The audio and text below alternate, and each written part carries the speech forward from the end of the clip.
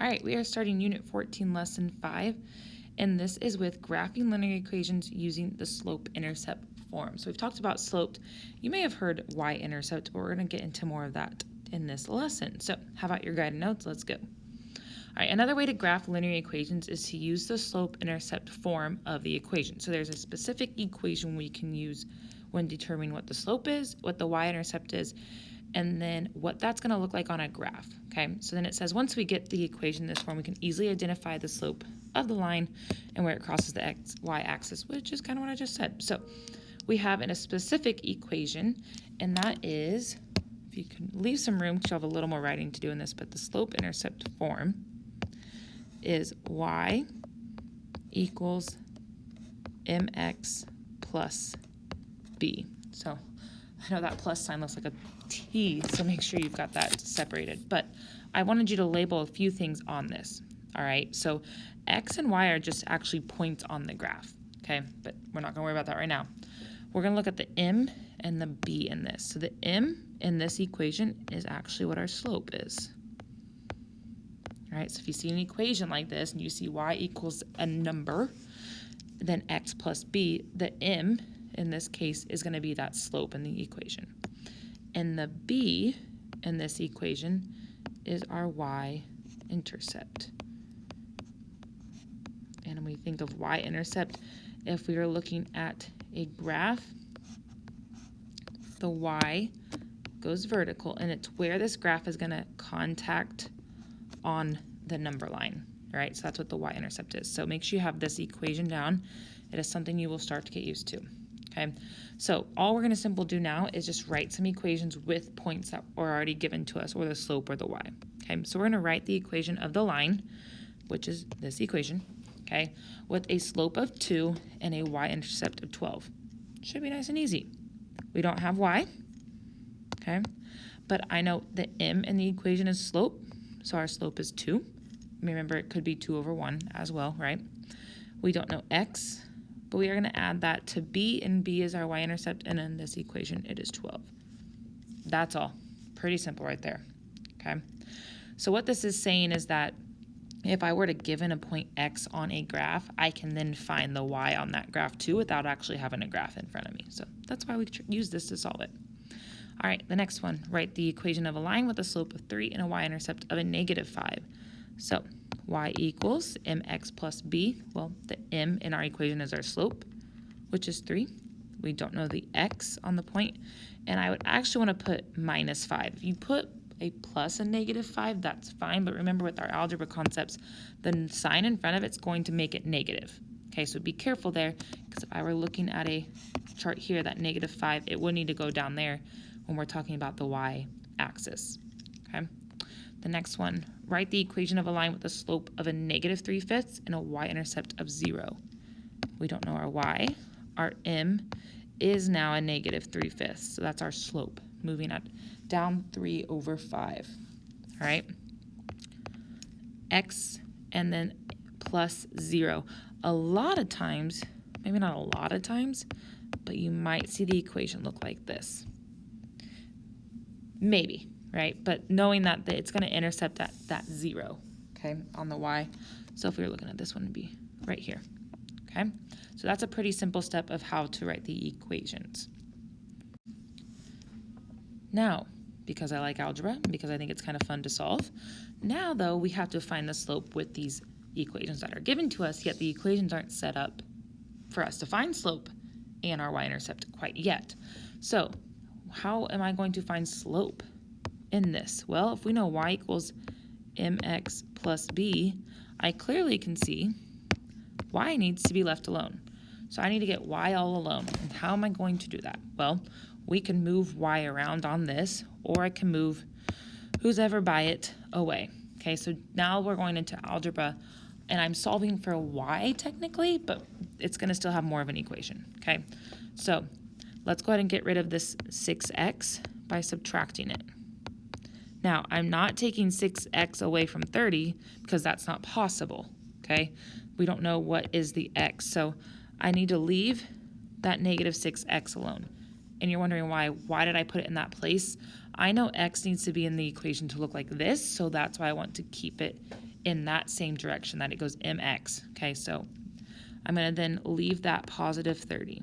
Okay, so this is still going because I still have a negative 5 with y, and I can't have that. So how do I get rid of a negative 5 that's being multiplied? I divide. And be careful here. We haven't done that. If you divide negative 5 over here, everything over here has to be divided by negative 5.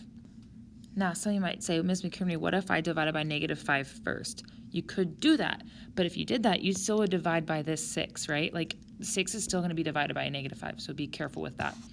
Now, a negative divided by a negative is going to bring this a positive y, okay? Now, don't let this confuse you. I'm not asking for a decimal. Remember, slopes are always in fraction form, so I'm actually just going to leave it as a fraction. But isn't a negative divided by a negative a positive? Yes, it is. So it will be actually 6/5 x, okay? So I'm not asking you to make that a decimal. Don't do that, okay? Remember, slope is by fractions. And then I have a negative 30 divided by a negative 5. That's going to keep, though, a negative 6. So my actual full equation is this. Now, I could be plus a negative 6, etc., but I'm not. Now, it does want us to graph this. So I have to come over here. Our graphs here don't mean they start at 0, 0 anymore. We should know that, right? But we do know where the y-intercept is going to be. And it's going to be at a negative 6. And unfortunately, it's not there. But I can drag this down, make that a negative 6, right? This is where it's going to run through no matter what, is that y-intercept of negative 6. So I always start with where that y-intercept is. And now I use the slope to create the rest of this graph. And we go up 6/5 because it is a positive slope, even though it starts down below. So we're going to go up 6/5. Now, this graph doesn't go any further, so I don't really need to keep going any further. You guys are way more better at your little drawings than I am. You know how to make this perfect. But this is what my slope and graph would look like from this one. All right, so after I get y alone, we then go in our first step. Step 1 is to create the y-intercept. Step 2, move that slope around, okay? So I cannot go, my point should not be up 6/5, right? That's not what that's saying, okay? That's just saying that's the slope that it's moving at. All right, let's try the next one. So I'm wanting to get y left alone.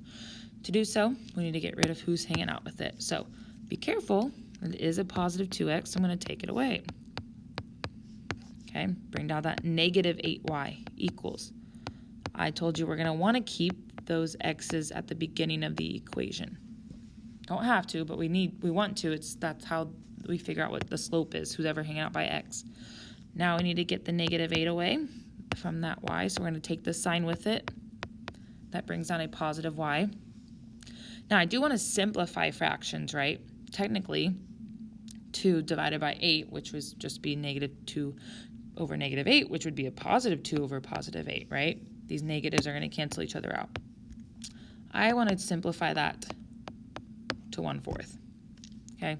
So try to get that to simplest form, and we said it's going to be a positive 1/4 because those negatives cancel each other out. 8 goes into 24 3 times, but it is a negative 3.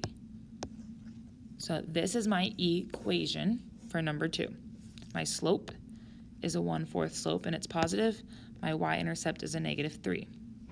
So let's take that now to actually graph it. Starting directions say to do y-intercept first. Y-intercept is a negative 3. Mark it. Now you're like, why is it a y-intercept, not an x?